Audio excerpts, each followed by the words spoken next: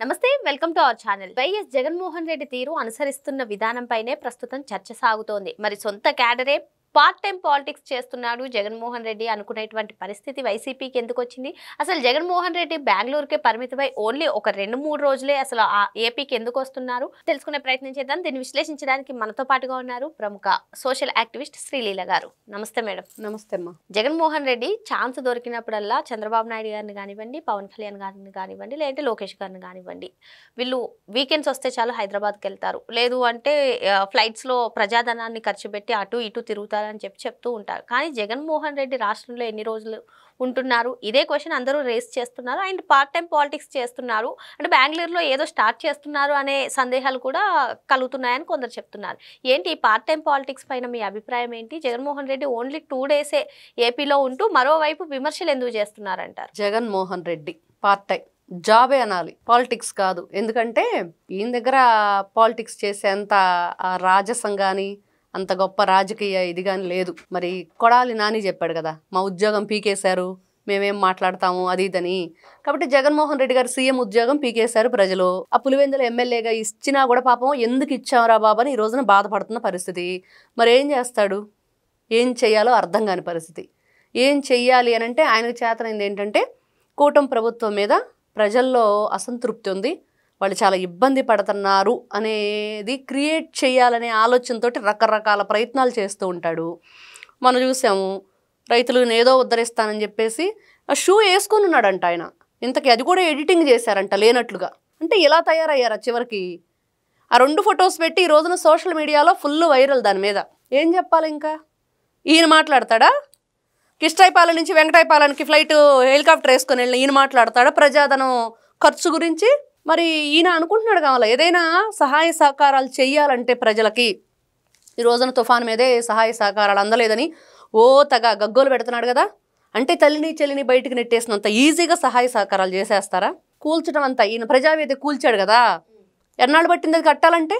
ఎన్ని రోజుల్లో దాన్ని కూల్చేశాడు? కట్టడానికి ఎక్కువ కష్టమా కూల్చడానికా? కూల్చేసావు. ఈ కూల్చే వ్యక్తి మరి ఇతనికి తెలుస్తుందా ఏదైనా సరే? ఒక కష్టం విలువ, ఒక మనిషి ఏ విధంగా ఇబ్బంది పడతాడు, రైతు ఏ విధంగా పంట పండించేటప్పుడు దానికి ఎంత నష్టం చేకూరింది, ఈ రోజున అన్ని అంచనాలు జరుగుతున్నాయి దాని మీద. ప్రతి చోట ప్రతి గ్రామంలో కూడా దాని మీద ఒక నివేదిక తయారు చేసి రైతుల దగ్గర నుంచి అన్నీ కూడా వాళ్ళ పత్రాలు సేకరించి వాళ్ళ సహాయ చర్యలు మొదలుపెట్టారు.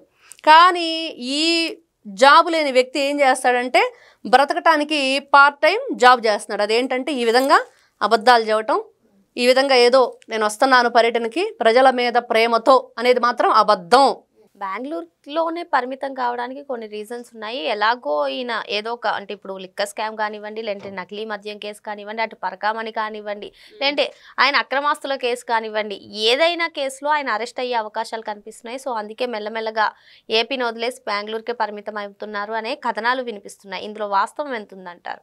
ఇక్కడ జగన్మోహన్ రెడ్డి గారు అతను ఆంధ్రప్రదేశ్లో ఉన్న ఏ రోజైనా సరే ఒక ప్రజావేదికగా ఏదైనా మాట్లాడటం కానీ వాళ్ళ కష్ట నష్టాలు తెలుసుకోవటం కానీ, ఆయన 2019కి ముందు ప్రజల్లోకి వెళ్ళి ఏ విధంగా ముద్దులు పెట్టేసి వాళ్ళని ఏదో ఉద్ధరిస్తానని చెప్పేసి, ఇంకేముంది మీకు జాబ్ క్యాలెండర్లు రిలీజ్ చేస్తున్నాను, లేకపోతే డిఎస్సి వేస్తాను, మరి ఇంకా చాలా హామీలు ఇచ్చాడు. మద్యం అనేది లేకుండా చేస్తాను, అవ్వ తాత అక్క చెల్లి అని చెప్పేసి బోలెడన్ని కబుర్లు చెప్పేసి చివరికి పరదాలు కట్టుకొని తిరిగాడు. ప్రపంచంలోనే మనం కని విని ఎరుగని రీతిలో మనకు ఆహారం పెట్టే రైతు 100 రోజులు అక్కడ దీక్ష చేస్తూ బూట్లు కాళ్ళతోటి తన్నులు తిని, లాఠీ దెబ్బలు తిని, రక్తసిక్తం అయిపోయి ఒళ్ళంతా ఎన్ని ఇబ్బందులు పడ్డారో మనం చూసాం. కేవలం దేనికోసం? రాజధాని కోసం. మనం ఎక్కడైనా విన్నామా? దేశానికి వెన్నెముక రైతే రాజు అని చెప్పుకునే ఒక రైతు దేశానికి కాదు ఒక రాష్ట్రానికి కూడా ఒక రాజధానిని ఇచ్చాడు అనేది ప్రపంచంలో ఒక గొప్ప గుర్తుగా ఉండిపోతుంది. మరి అలాంటి వ్యక్తుల్ని ఈయన ఏ విధంగా ఇబ్బందికి గురి చేశాడు? మరి ఈయన నిజంగానే భయపడి అక్కడ ఉంటున్నాడా అంటే అధికారంలో ఉన్నప్పుడు ఏం చేశాడు? ఏ రోజన్నా సరే ఎవరికైనా ఈయన వల్ల ఉప్పుగల్లంత ఉపకారం ఉందా? ఏం చేసుకోవడానికి? ఎక్కడ వేసిన గొంగళే అక్కడే అన్నట్లుగా దానికంటే ఇంకా రాష్ట్రాన్ని సర్వనాశనం చేసేసి ఈ రోజున జగన్మోహన్ రెడ్డి భయపడుతున్నాడు అందుకనే అక్కడికి వెళ్ళాడంటే కాదు, భయపడటానికి కాదు, జనాలను భయపెట్టడానికి. ఇదిగో ఆయన వస్తున్నాడంటేనే భయం అన్నమాట.